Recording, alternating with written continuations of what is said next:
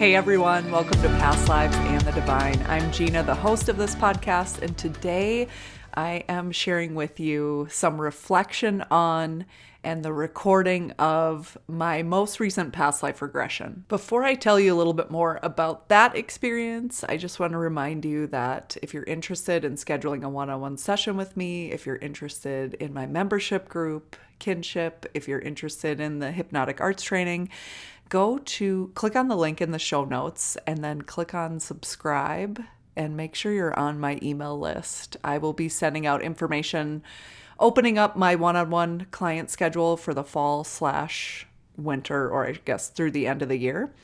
So if you want to grab a session, if you want a session, you can most likely get one. I open up my schedule like twice a year, and it usually takes like 2 weeks or so before all of the sessions are taken. So if you want a session, make sure you're on my email list. Go to pastlivesandthedivine.com, click on subscribe, and being on that email list, you'll also get information just about other stuff that I'm up to, whether it's the Hypnotic Arts Training or when Kinship opens up for membership for 2024 or retreats I have coming up or anything else. Just make sure you're on that list. And just my regular begging for a good 5-star review on Apple Podcasts, or if you don't listen on Apple, if you listen on a platform where you can give a positive review, I would love that. Okay, so I'm going to tell you a little bit about this session, and then I'm going to share the recording with you. Okay, so like I said, this episode really centers around my most recent past life regression. I often get asked how many past life regressions someone should get, especially, of course, like in the one-on-one past life regression space. And I always just do it on kind of an as-needed basis. So if life is going like super easy and good, if that's how it feels to me, which I'm getting there, but that's not typically how I feel for most of the time. But I would say on average, I do like at least 2 past life regressions, where I'm the client, it's my session as the client. 2 or 3 a year is pretty average. And then I'm for sure, I'll up that up. Like if I'm tackling like a specific wanting insights, information, answers, healing, whatever, from relationships or situations or just like thought patterns or emotional reactions that I have. So with that in mind, this year I have just been working on, I don't know, the idea of, or the way of being, like this idea of a healthy detachment, where growing up, even, or at least like the love I learned, or the love that I don't know, kind of patchwork together in my own brain was kind of this like, well, I don't know. I'm still trying to figure it out. But right now where I'm at is like knowing that enmeshment was really a big part of that. And not only is that really uncomfortable for me, but it's also a crazy ass energy drain. And so really showing up to relationships and just things, situations, locations, things in my life that I like or love, and not feeling like I need to control this. I need to, be perfect so it works out. I need to whatever. And instead kind of coming from this space of a healthy detachment, which to me is like, I love this thing or this person or this situation. I want the best for them. And I'm not going to fucking kill myself to do it. Like there's clear boundaries on what I will do, what I won't do. And then also clear wisdom about how I can kind of stay in tune as I change, as my life changes, as the people and opportunities around me change.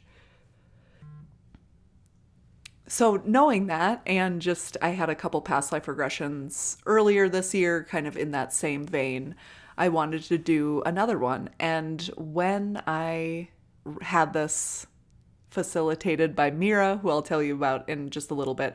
We did it in June, so it was just a couple months ago, and it was live. So every once in a while, I'll take my past life regression and I will open it up just so other people can join on Zoom. And because a past life regression and hypnosis in general is just like a very intuitive sensitive space. I'm obviously not going to open that up to the public at this point, but I do open it up and invited kinship members and alumni of the Hypnotic Arts Training to join us. So it's always kind of fun too when there's like a group atmosphere.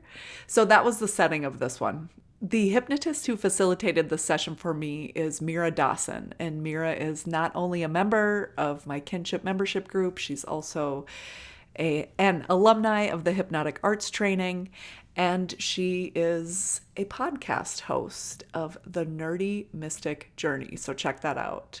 What I love about Meera and her work, first of all, you'll probably agree with this, I'd imagine, after listening to this, but I think Meera's voice is just like magic. And she really does blend like sound and hypnosis. And when she talks about it, she's talking about like music, and she has crystal bowls, which she brought into this session. And I would even say just the tone of her voice, the ease of her voice, like she is such a wonderful hypnotist. And so I was so happy when she said, yes, I will facilitate this for you. She not only does past life regression sessions, she also does shadow work sessions. And Meera really specializes in like creating that space for you to explore your inner world and find whatever answers you are seeking. So for me, what's front and center kind of for how I feel and the relationships and the situations I'm in, like I said, is all about that healthy detachment. So Meera does so much more than that. She also does intuitive coaching. She does oracle and tarot readings. She is, like I said, the host of the Nerdy Mystic Journey podcast. Make sure to check her out. And you can find her at meeradawson.com, Meera Dawson, DAWSON.com. You can also click the link in the show notes as well to get a link to her podcast and her Instagram and her website. So if you want a past life regression or want some music and hypnosis kind of focus, definitely go check Meera out. So just some regular things that I always bring up, but just regular reminders. When you're listening to this session, I want you to remember that you're listening to a podcast. And I have cut out a lot of kind of long pauses or times of silence where, Meera might ask a question and I'm like surveying the scene or kind of waiting for that answer to come to mind. So just to note that if you go into a past life regression after listening to many of these episodes, I just really want to remind you that a long pause, taking time to reflect, allow details to come to mind and just observe what comes to mind, that does take time, and that is totally normal. So whether you are a hypnotist or you're a client of hypnosis, just know that these kind of go by pretty quick without a lot of long pauses. And that's because I edited them out, because you're listening to a podcast episode and who wants a lot of dead air? Okay. So in another thing I want to mention in listening back to this, so in the session, Meera, the way she has it set up is she's got her crystal bowls. She has a special microphone for her crystal bowls, which is my understanding is very useful when working with that vibration and that tone, and then allowing it to kind of come through in a recording or across the internet. So she has that microphone, and then she has a microphone that she's on, just her voice is on. And with that, I'm assuming it was that setup because I know she like turned the other microphone off at some point, whatever. The session sounded amazing. I will say a session with crystal bowls is really something to experience. It was really cool, especially I love a crystal bowl when like we're doing an energy clearing at the end, which we definitely did. But just to know, because of that, there's kind of like, that loud air in the background, especially in the first 15 minutes.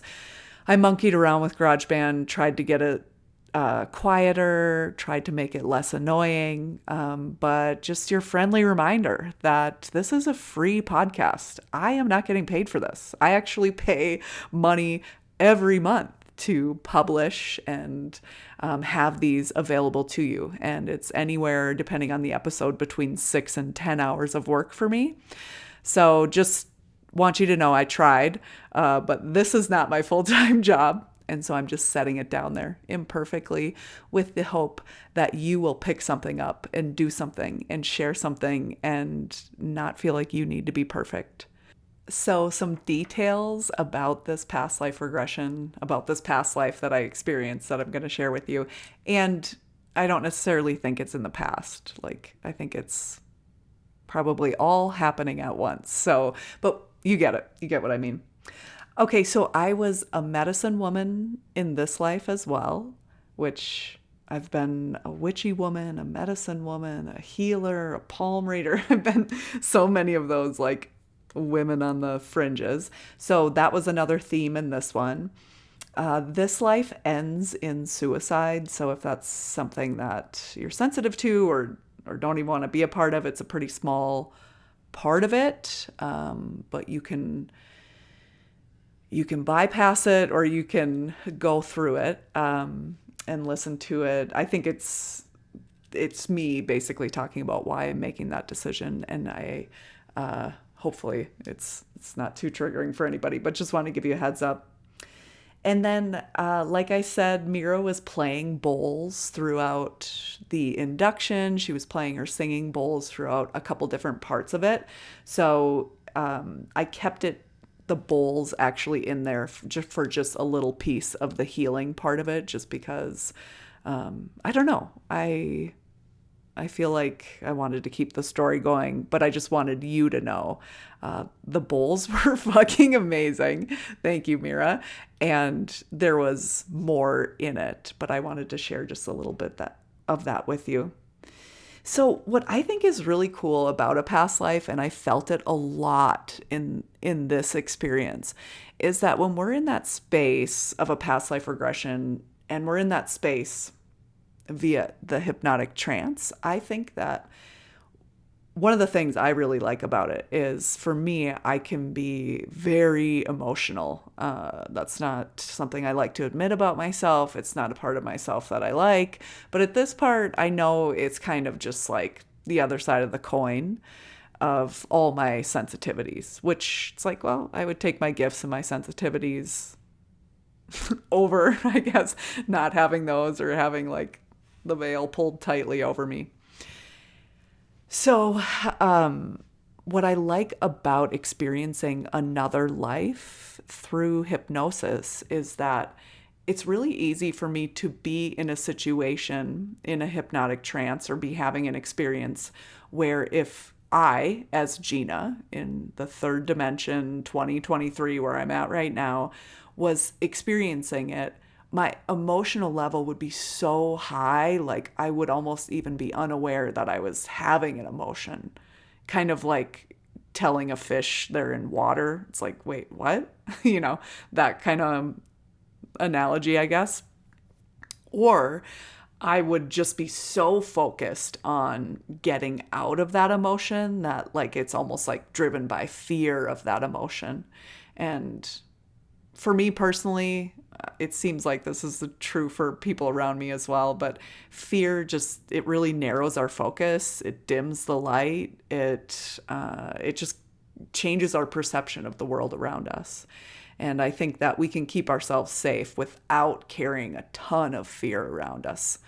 And to me, when I step toward that goal, when I get more like that in my life as Gina, it just feels so much better. I feel more in control, oddly, because it's easier to let things go. I feel stronger. I feel more capable because I'm able to logically and intuitively look at the things that are causing fear and then take inventory of like, what can I control that would eliminate this fear or ease this fear or help me show up in this space that could cause this fear and keep me safe, as opposed to when I'm just in that fear and all the baggage and bullshit stories that come up with it. For me, it's just very confusing, very uncomfortable, very limiting. I find myself running away, and then it's like the emotion settles down and I'm often like, did I need to run away from that? Was it really that bad? And that can be true for jobs, relationships, romantic, friends, family, whatever. So for me to be in this space of experiencing how a different body and brain experiences life is refreshing on a level that could actually make some change. So if I were to hear someone, like one of the scenes in this past life regression, I'm sitting with my friends in a saloon. And my friends are the prostitutes who worked at the saloon or serviced. I don't know. What's like the compassionate thing? I have no judgment against it, but the word prostitute just kept coming to my mind. And so I just went with it. And I'm not sure like the history of that word or how people feel about it right now, but those are who my friends were. Anyway, just sitting there relaxing. And there was this man across the room who was looking at me very concerningly in a way that would make me concerned as Gina. And the reaction I had as this woman in this past life was very different from my reaction today as Gina. And to me, that difference is what healthy detachment looks like for me personally. So I think it's really cool as a really emotional person to have an experience, but be like experiencing it as a memory, but that memory is actually coming from someone with a different brain and a different body, even if it is the same soul, if you do believe that. So it's just kind of interesting of like what a perspective shift we can get, you know, to feel that healthy detachment, to feel myself in that scene laughing and just talking with my friends and being aware of this sinister energy that's coming toward me. And just that's where it stopped. I was aware of it. And then I was focused on and in that space with my friends, like laughing and just sharing time and space and stories together. Where if that was me today, I would be totally focused on that sinister energy and getting the fuck out of there or making that person stop or changing that situation.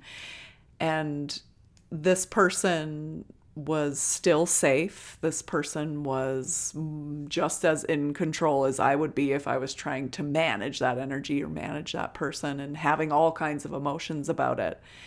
And so to see that it's like, oh, I can still keep myself safe without all of these emotions.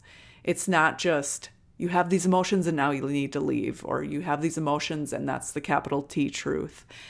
And so for me, I was looking for a different truth, a different way of being more healthily detached. It just felt so good to be in that life. So just a reminder, like if you're someone who you've maybe tried, you know, there's a different way of being and you want to embody that way of being and it just feels really hard. I think setting the intention to experience a past life that will help you feel more healthy detachment or whatever your word is in this life today it's fucking gold. Like when else can we do that? And it's totally different if someone is doing something in a way that I find is admirable and I'm like, how do you do that? How do you not react like that? How do you, whatever, have such a sunny attitude? Whatever they say, I mean, it might be something that affects me, but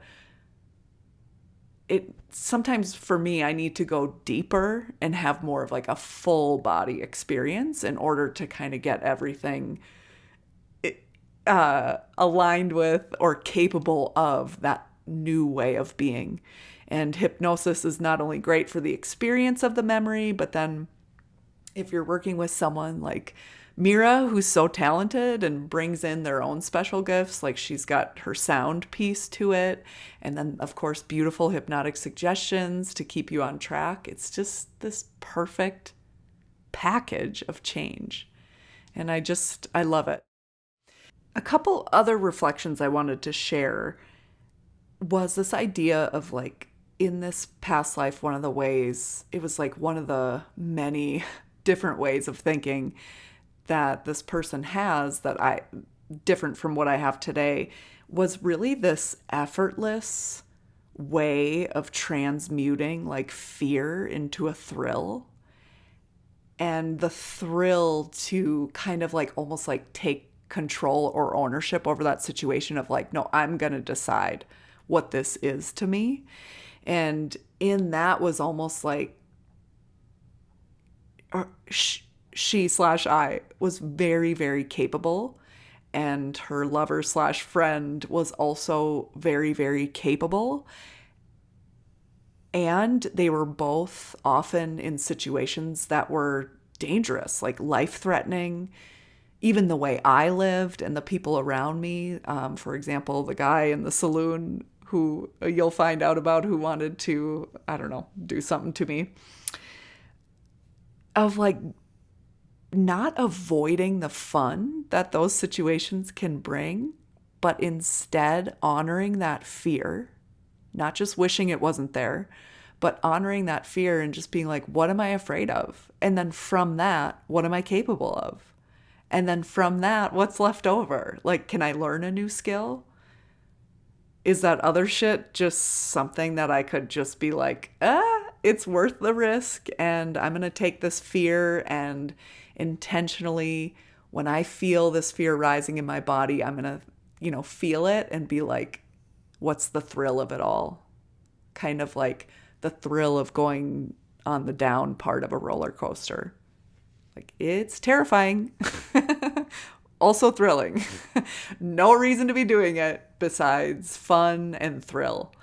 And so it's really like alchemizing that fear into real knowledge of what the fear is, what the threat is, what my capabilities are, what's left over, and is it worth it? And can we transmute this into something else?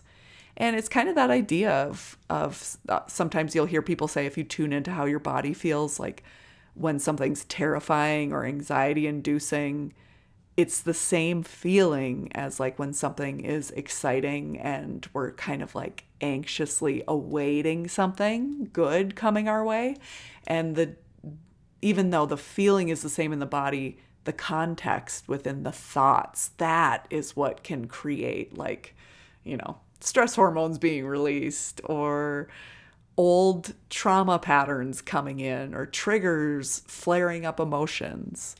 And maybe it's not that clear to you, but inside of me, this all kind of weaves this tapestry of like what healthy detachment is for me. And not what it looks like on the outside, but like what does it feel like on the inside to me?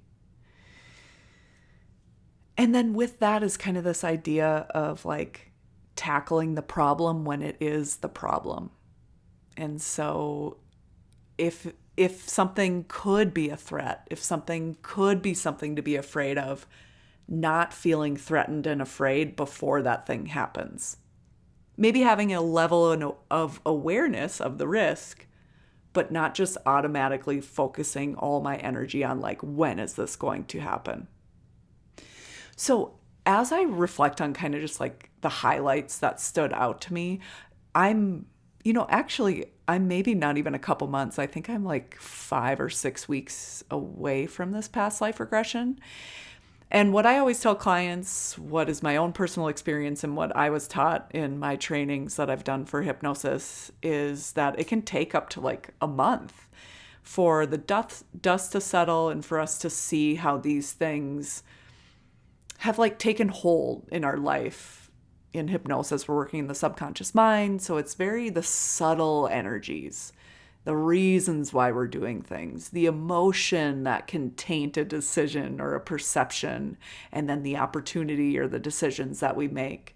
And so it can take us a little while to like get some life under our belt and allow our minds, our bodies, our souls, spirits, energetic bodies to kind of really take in this information and just integrate it and allow it to be a new way or a new part of how I live, how I show up, how I make decisions, how I perceive the world around me and my place in it.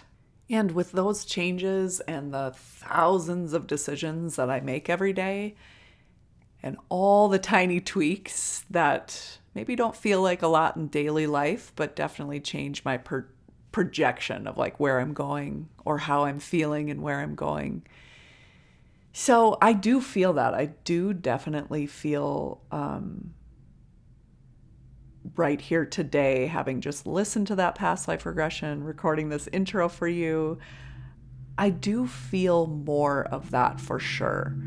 In terms of being less caught up in the fear of something and more just seeing it as a risk factor. Just like if I'm planning a road trip, I need to plan to use the bathroom. I need to plan to get gas. I need to plan to get water. I need to plan to get coffee. It's just there. It's not controlling or tainting how I view the trip if I'm going to take the trip. It's just another factor to be factored in. And of course, that's like a huge relief. But it is interesting though. I don't know why I used kind of a road trip analogy there, because I don't have a lot of fear when it comes to road trips. And even when I was a very fearful person, I didn't have enough fear to keep me going on a road trip. And it's so funny, just having traveled almost 60,000 miles in over 2 years in the name of road tripping in a van or my truck. It's amazing to me, the fears that people have and the fears that they express to me, the reasons why they're not doing what I'm doing, which is interesting. It's interesting to hear the fears that block other people, especially for me. I have tended to be a very fearful person, or at least a person who, even if I'm not connected to that fear or don't want to admit I've been scared, it's like a lot of times I'm actually running from something, or I have been. I don't really feel that way right now, but I have been. And that to me is very fear. Like anytime you're running from something, there's some fear there. And it might be totally valid. I'm not saying running from things is bad. Only you can decide that, honey. Okay, are you ready? Gather around the fire for my most recent past life regression, facilitated by Meera Dawson. My words continue. Noticing any impressions, images, sensations, or emotions that come in response to the story and the experience. Just allow any details that come into your awareness to be known. Just relax and observe more and more details, taking your time. And whenever you are ready, just let me know of here. I'm a woman, and it's nighttime, and I'm like in the woods, and I have like a big cloak on, like a hood, and it's like pitch black out, and I feel like there's a lot of like chaos around me, but I'm trying to get away from it. But because it's so dark and I'm in the woods, I can't even get a sense for the direction. This group of people, it's like a massive amount of people on horses. And I think if they see me, they're gonna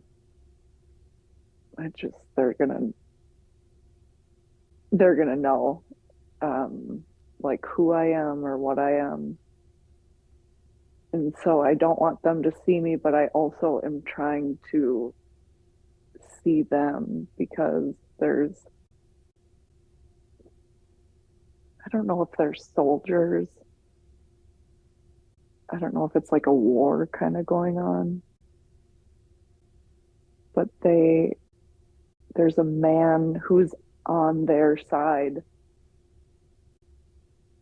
I'm like looking for him, but it's pitch black. Like I can't see him. I know this is his group. And I just keep going like, fuck. Like I can't find him. If he finds me, I'll be safe. But if anybody else finds me, they'll probably kill me. And in this moment, as you're looking for this man, are you describe your feelings What are you feeling in your heart and your body? I feel like panicked, but it feels different than the panic I've felt in this life as Gina. And the panic is almost like, I don't know, it's like high in my chest, but seems more manageable. Like I can still have like logical thoughts, even though I'm feeling this way. I'm just feeling like, God, this is kind of weird, but I think the guy on the other side or in this group of soldiers, oh man, I think he's like a lover of mine because I also kind of feel like I don't want to die because I'm so interested in him. And I don't want him to die because I'm interested in him. So it's kind of this like weird romantic panic to it too, I guess. Yeah. Good. Do you feel like he's somebody you've known for a long time, or is he somebody that you recently met? I feel like maybe I've known him for a while, but it was more on a friend level.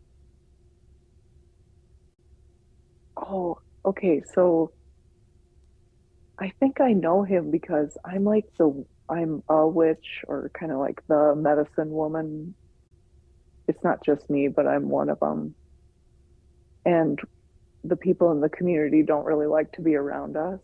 And so I hang out with the women who work as prostitutes. And so I'm not a prostitute, but I hang out there. And so that's where I met him.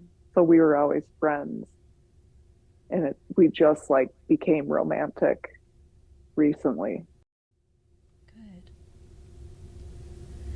So, fast forwarding through this scene, and just as a side question, are there any women in this group? Are you the only woman there at this place? Okay. Yeah, I think so. If you could look at the men in the group that are around, what would they look like? They they have white skin, I think for the most part. And I think they're wearing like a kind of like a red maybe jacket. And I don't know, like I don't really know history. But I feel like anybody maybe would be able to figure it out, but I don't know. Okay. So, fast forwarding in this scene until the next important event occurs. So, just going forward, allowing things to flow into the next important event in this scene. And when I count to 1, you'll just let the details come in. 3, 2, and 1. What do you notice around you now? It's dark. Um, and I'm sitting beside a tree, but I'm like, my hands and feet are wrapped up, like tied up. And someone someone caught me and they brought me back to like their base camp or something. And so they just have me kind of like off to the side of the camp, tied up by this tree. Can you see around you? Do you have a blindfold on? Or are you able to see what's around you? I have a blindfold on, but it's like I can just see like my feet and the ground that's around me. And how are you feeling at this moment? It's like I'm just hoping that word has gotten around to everybody in this group that like they caught a woman. And I hope this guy who is my friend slash lover, I know that if he, it's like this feeling of like, even though I know I can handle myself, I, or I don't want to be there, but I know I can handle myself. But it's also this feeling of like, I know that the moment he knows I'm in this position, like I'm going to be out of here so fast.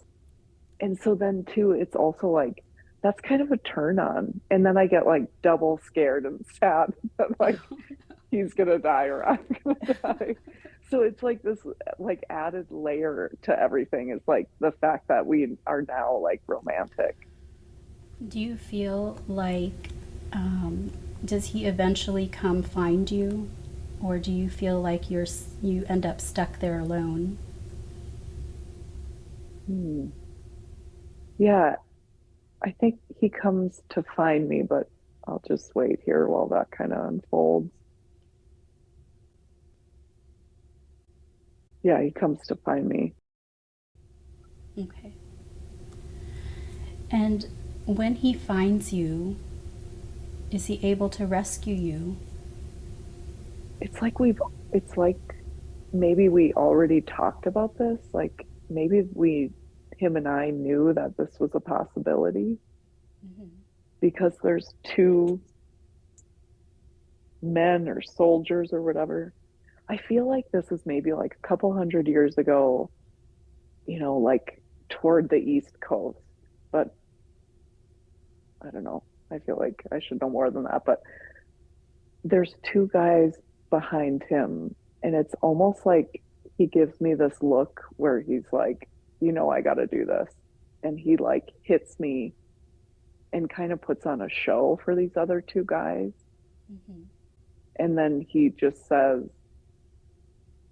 we're not going to let her go, but I don't know what I want to do with her yet. Okay. So just leave her here tonight or whatever. And he tells them to not give me any food and water. But in the middle of the night, he comes back and like unties me and gets me like out of there. And how do you feel when he comes back, when he's rescued you in the way that you thought you had planned sort of together that might happen? It's it's almost like I'm not even really stressed out about the obvious like trauma of being captured and beat up and stuff by multiple people. It's like I just he just is so capable and I feel so capable with him. It's like this really cool like it almost feels like we're playing a game even though it's real life. Mm-hmm. And so even though I'm like scared and I'm glad that he got there, it's almost like the thrill of it that's not all fear, I'm really enjoying. Mm-hmm. Or I'm finding more thrill in the fear that I can't avoid or something like that. If you had to look into his eyes, is this anybody you recognize from this life, or is this somebody that you have never met? I don't think I've met him in this life, but I feel like if I were to meet this man again and it was this energy, I don't know. God, I hope we're both in therapy. We can make it work.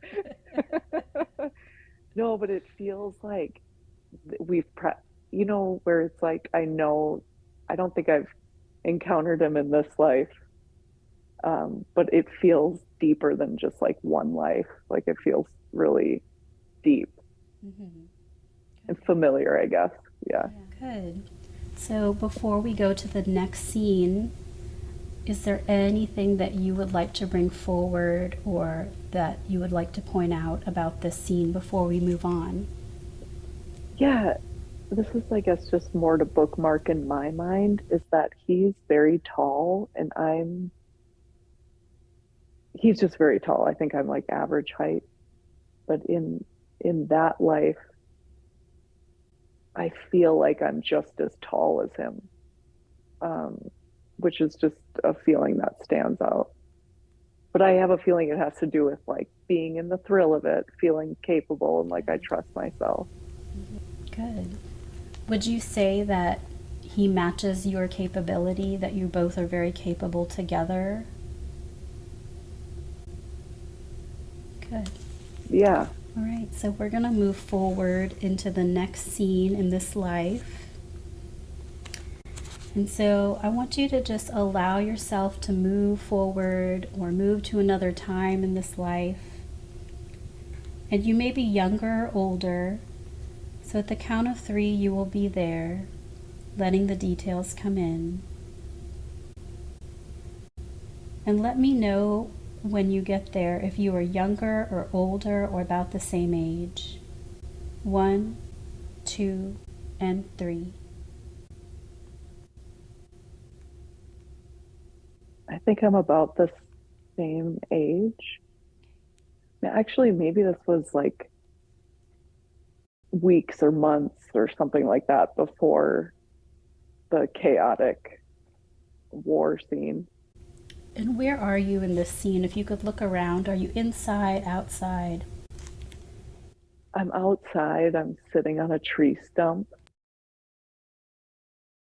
Oh, I'm with that guy. And he's sitting in the grass. And we're just like talking and laughing. Good.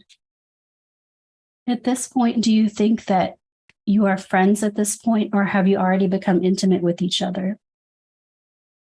Yeah, we had like it was recent, like we had just become intimate with each other. And so it was like this new kind of like new romantic energy. Good. And what are you wearing in this scene? I'm wearing I'm wearing like these like pretty big brown pants, and I've got like suspenders on and like a tank top, and it's very much like not something a woman would wear. But I think I had been out foraging. These must be like my foraging clothes or something. And just even like that level of comfort to be around anyone else while I was like dressed like that. It's like freeing. Yeah. And how does he feel about you wearing these different clothes that are not typical for a woman at that time? Yeah. Oh, he's just as like, oh, it's just really sweet. Like when you just love someone who's kind of quirky and it's like you just it's just like one more thing that like adds to a quirk or like the uniqueness or kind of the sparkle that you like about them. Yeah. Is this the first time in that life that you've experienced somebody who enjoyed these little quirks about you? Yeah, I think yeah, I think so. And how do you feel in your body at this time being around his energy? Well, it's kind of interesting because as Gina, I can feel myself like feeling the intensity of that and just realizing that like this is maybe the first time it's happening and I just am like pull out, get away. And I don't want to feel that way like in this life, but she in this memory, it's kind of like in the fearful scene where it was like it's not necessarily that the fear isn't there, it's just like knowing that I can't control it and turning what I can of that energy into a thrill. Mm-hmm. And it's that too. But it's so easy. It's so easy to do. It's like it doesn't even matter. I don't even care about the fear of it. It's like I'm just enjoying this moment for what it is. Mm-hmm. Yeah. And so, about how long do you get to spend together before you have to part? I get up and leave. I think I have like work to do before the sun sets. And so he had kind of interrupted me and it was like the sun was starting to set, so I had to get out of there because I had some things I had to do before it got dark. Does he know about the fact that you're a witch? Is he aware of that? Yeah. Yeah, it's just like interesting to him. Mm-hmm. All right. So, are there any other details or important things to mention about this scene before we move on to the next scene? Well, it's kind of weird, like even just like how he in engages with prostitutes and stuff. He does that, but he's like very kind. And it's kind of the same there where he just really likes to see people and like he just really finds them interesting. There's just like this non-judgmentalness Yeah. around him So and like curiosity. Yeah. let's just appreciate that feeling of somebody who sees you and is non-judgmental and just curious and appreciates you. Just feel what that feels like. Let it magnify in your body, grow, so that you recognize it when you see it again.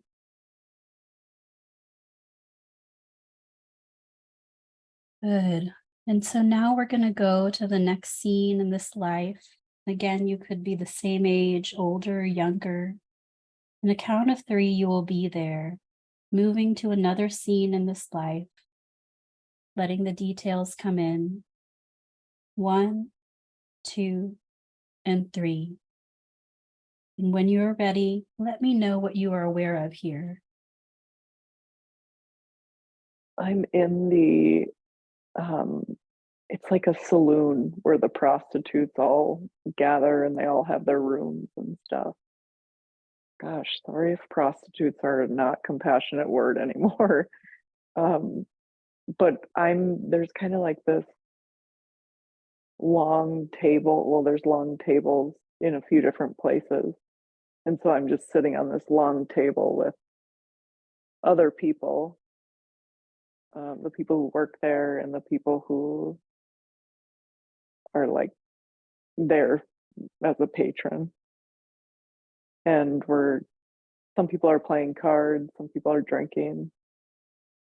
And it's just very relaxing. Like I'm just finding myself kind of scanning the room and seeing like all the different kinds of people and even the patrons who you can tell who are there like on a peer basis and like a friendly basis, and some patrons who are there like it's like, oh, this is so dirty, and kind of like looking down on everybody and just seeing the energetics of like those people and their experience in that place.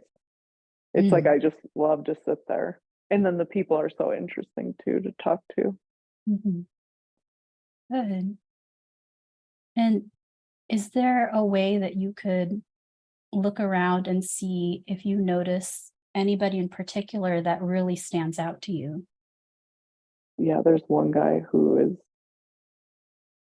by himself. He's very drunk, sitting in a chair in the corner, and he's looking at me, and he's like, looks at me like he wants to kill me. Hmm.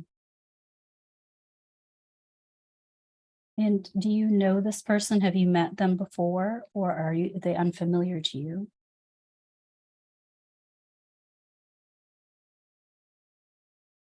Oh, I get the sense that he does this a lot. Hmm. And it's almost like,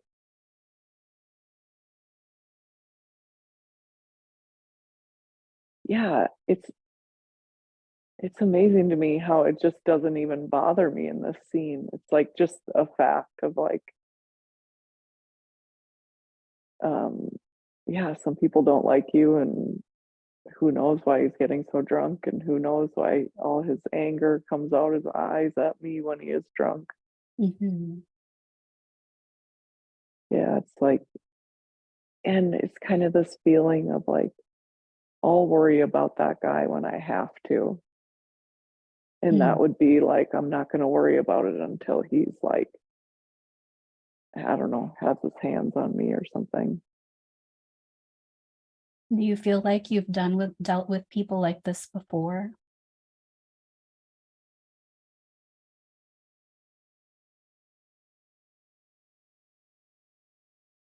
Yeah. Yeah, it was almost like I was forced to like learn how to defend myself. And so now when I see these people, it's like not like I want to fight, but it's kind of like, oh, just try it. Like, just try me.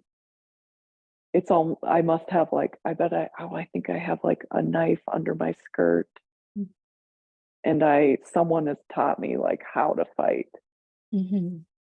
Yeah. Huh, that's really cool. How does that make you feel to have the ability to defend yourself like that? Oh, it feels like I don't have to worry about that problem until it actually is a problem instead Mm-hmm. of having him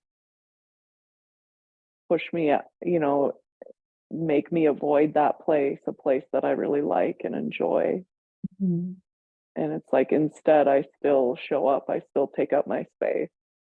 Good. Yeah, and it's almost like the community there, they all see it. Like I'm not afraid of it and I'm not ashamed that he does that to me. And Mm-hmm. so I talk about it. And so it's almost like everybody kind of has a little bit of an eye on him too. And so I really feel almost like supported by the regulars and the people who work at this place. Mm-hmm. Yeah, Good. that feels good. Do you have this knife on you at the moment? Yeah, it's on my left thigh, which is where I carry my knife when I carry it now. That's so funny. Yeah, whoa, that's crazy. Do you have a sense for your name in this life?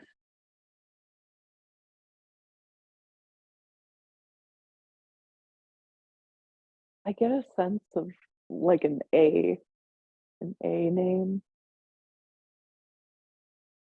Maybe like Anne or Anna, something short and starts Mhm. with A. Good.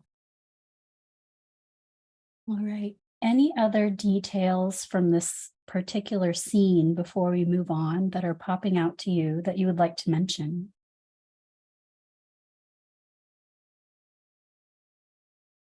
No, that feels complete. Okay. So we're going to move to another important scene in this life. You may be younger or older or the same age, and the count of three, you will be there. 1, 2, and 3. Moving to another scene, important scene in this life, and allowing the details to come in. Let me know what you are aware of here when you are ready. I'm in the woods and I'm foraging. Um, it's pretty kind of cold out, like there's frost on the ground, and I'm wearing like a big cloak and a hood. And so I don't hear this guy, but I turn around and he's standing right there, the guy who was like angry at me in the bar. This is maybe like months, maybe years later. Mm.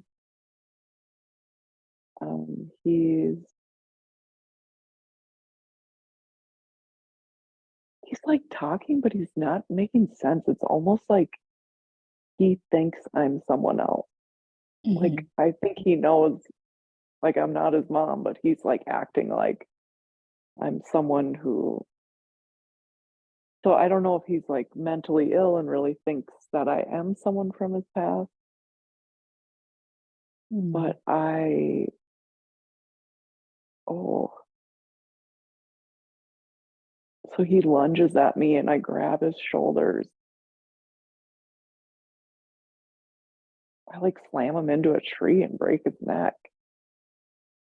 Wow. And like the first thing in my mind is like, whoa, I've never done that before. Whoa. whoa, I'm like, yeah, it's just like the adrenaline, just like when it drains out of your body. Like I feel like I could almost faint.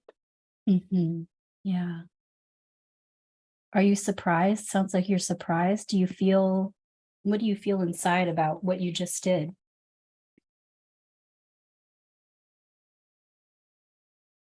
Wow. I feel like,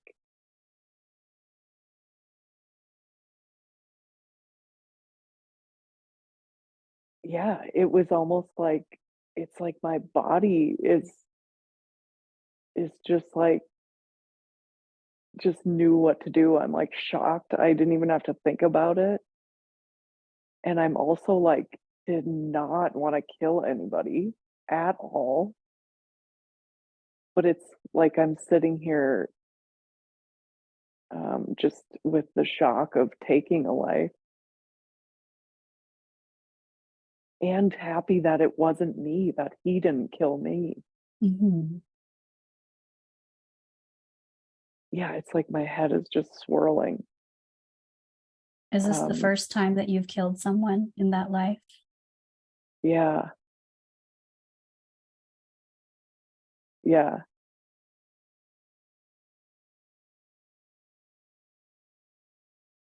What do you do yeah.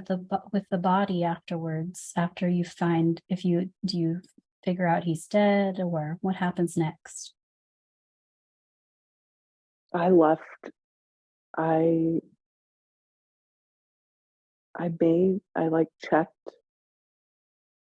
I don't know if I like checked a pulse or something, but I like was gonna take off, but then I went back to see like, wait, was he really dead or did I just knock him out? Mm. And as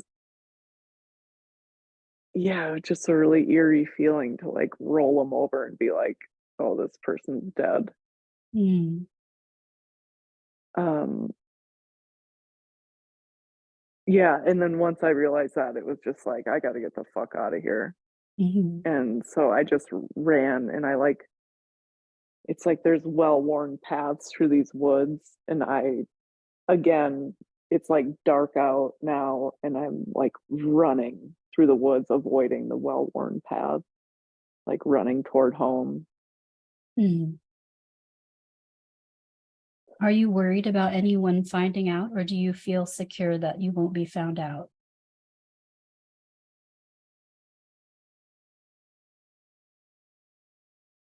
It's almost like this feeling of like, oh, another thing for people to not like me.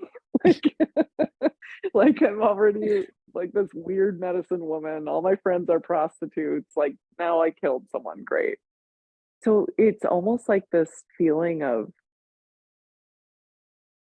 it's more so like another thing I have to hide from someone who may or may not, report me or kidnap me or kill me.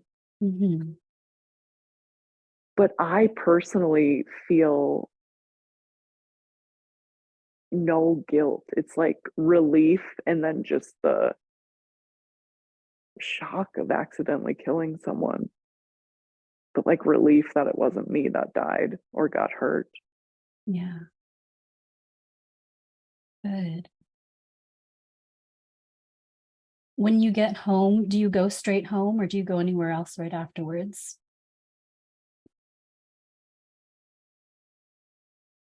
No, I go straight home. And when you go to your home, are you there alone? Do you live alone or do you live with someone else? No, I live alone and it's like a one room bed, fireplace, table. Hmm. Are there any other important details from this scene before we head to the next scene? It's kind of stereotypical, but there's like this black cat Okay. that is like showing me all this affection, like wrapping itself around my legs. And the thought in my mind is like, this cat doesn't ever give me the time of day. And now this sick ass cat can like sense that I killed someone. So it's almost like I'm like, what is going on with this cat is all over me when this cat doesn't doesn't ever give me the time of day.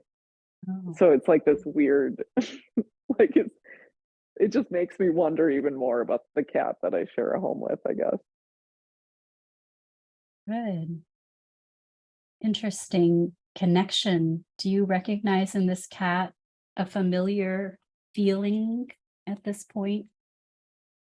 Yeah, I mean, she kind of feels like this little dachshund that I used to have who was kind of a ruthless killer, little wiener dog. That's Oh, so funny. wow.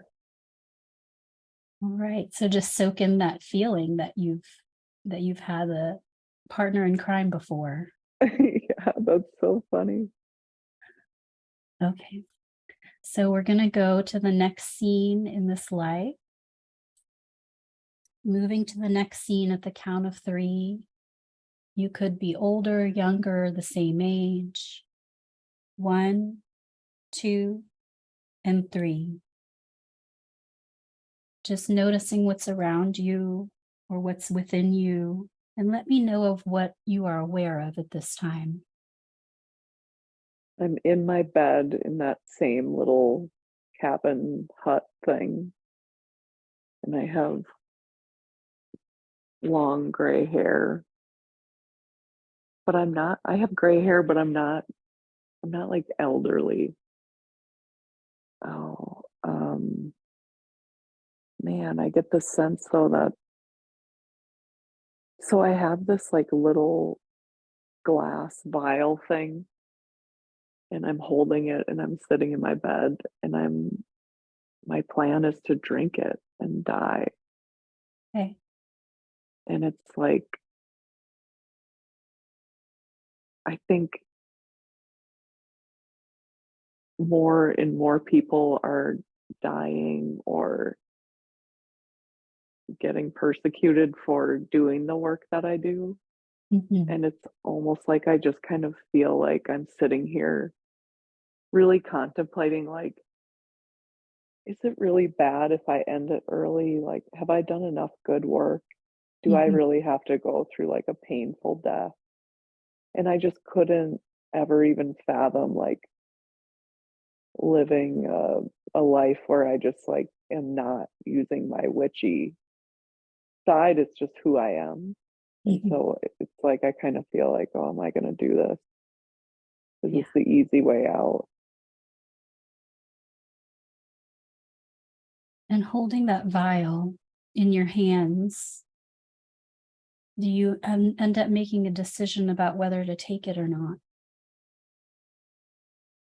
Yeah, I'm going to take it. Do you feel like there are people that will miss you if you take it or that will be disappointed at you being gone? So if this gets too much, you can always zoom back and see it from a distance if the feelings get too much. Just feel into if you are alone or if your cat's with you. I don't even have my cat anymore. Like everyone's gone. Good. So let's fast forward in this scene until the moment where, if this is your last scene, if your soul leaves your body. So just moving to that part of the scene and letting me know if that happens or if it doesn't. Yeah, I'm out of the body now.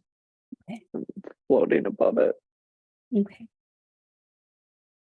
And as your soul has left your body, what do you notice or what do you sense after having left the body? What are your first initial impressions?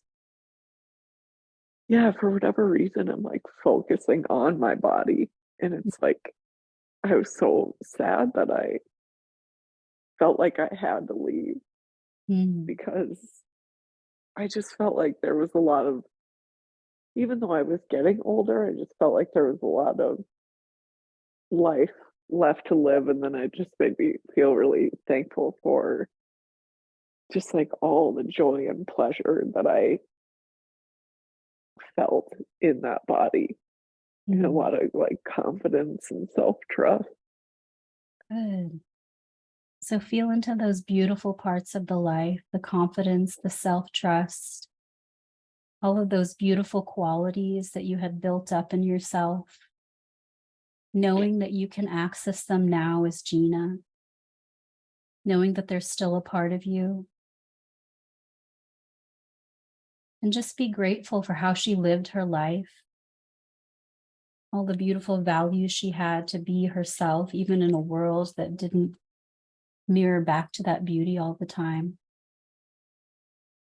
And just feeling into it, feeling into if there's anything that you can think of you would have changed, or do you feel complete in how you lived that life? I think I maybe would have tried moving west. It was like this idea of like, yes, a lot of the reasons why I chose to end my life were valid and true. Mhm. It was also like this little nugget of like, I, even though I felt confident, like whatever lack of confidence I had made me blind even to the opportunity of like move west, Mhm. move away from this, find new community. Yeah.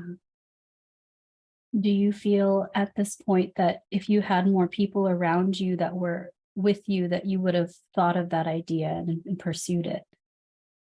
Yeah, yeah, yeah, I think so. So just kind of looking into the aura and your body, are you carrying any residues or energies from that past life that are not serving you now as Gina? Yeah, there's something in my chest. It's almost like my etheric body holds. I don't know if that poison that I drank was maybe like something that stopped the heart. Mm, I don't know how any of that works, but it's almost like in my etheric body. I don't know what it would be doing, but I feel like this kind of dull ache okay. in my chest, kind of right in my heart space. And what kind of color does that dull ache have to it? It's like, yeah, like a dark gray. How are you interested in removing this energy? But before we do that, actually, I want you to see that dull grayness in your heart. How does that affect you as Gina now in this life? If there's any actions or thoughts or behaviors that you tend to embody because of that dull grayness? Yeah, yeah, that's such a good question. Yeah, it's like this part of me that I think the poor folks in kinship have heard me say, like, humans are the worst thing about this place. And it's like stems from that. And it's Mm, almost like I feel that way, but I always thought I was kind of being a little dramatic or extra. But it's almost like that feeling, yeah, and that dull ache. Like that's what I feel in those moments when I'm just like, oh my God, humans are the worst. mm. Yeah, wow. Are you ready Um, to? Oh, sorry, go yeah, ahead. yeah, I was just gonna say, I don't know if like that I'm sure that's blocking love on some level, but it's just like, yeah, a familiar feeling. Mm, good. So, are you ready to start to remove this energy? Do you feel like you're ready to let some of it go and replace it with some of that healthy detachment that you're seeking? Yeah, Okay. yeah, So just kind of feel into how you would like to start letting this go. You can pull it out, you can tease it out, you can dissolve it. You can, whatever way that's coming to you, how would you like to start letting go of this gray, dull energy? I'm gonna breathe it out. Beautiful. All right, so I am just going to allow you to breathe it out. And as you do, I'm going to play the music of the heart chakra. and allow you to go through that process. And when you feel like it's been complete, you can let me know.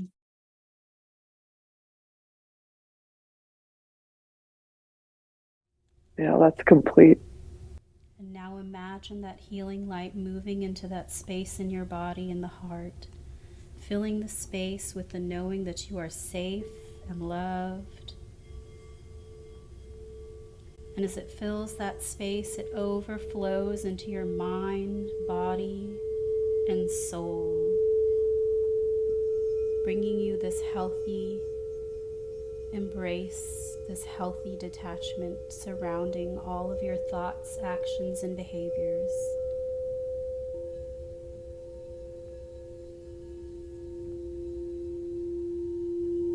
Every day you will feel this detachment more and more. You will know and trust this more and more with each day that passes, with each heartbeat, trusting and knowing more fully.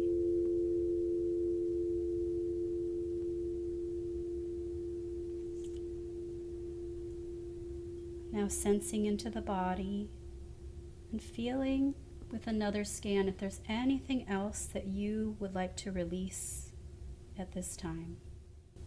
No, it feels clear. Allowing the release to take place, and just know that as time moves on, more and more of this gray energy will release and transmute with every new thought and action and behavior. Now we're transitioning into a space of guidance with your higher self and your spirit guides. And now, just expressing love and gratitude for their guidance, Gina has a few questions that she would like to have answered. Why was Gina shown this life at this time? So it has to do with the idea of worrying about a problem when it becomes a problem, and just like prepare for, do what you can, whatever. But just really the power in practicing that, and then being able to see just how I was able to like really sit at that table and enjoy myself, even though that man was like staring daggers at me. So it's like that, and then it's also the idea of like life is filled with things that we fear, and of course there's fears that we should heed, but there's way more, at least for me right now, that I just fear and then I don't do it. And instead it's like, can I do it? Know the fear is there, but then like, how much of that fear can I transmute into thrill, excitement, curiosity, pleasure, passion, whatever? And so it's almost like she saw that as a game. And it weaves together a few things that I've been thinking about, which is just like when I'm in a low mood, like the equal and opposite is possible.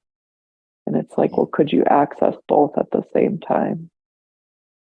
So I'm kind of all over the board on the tangent, but then also too, like, and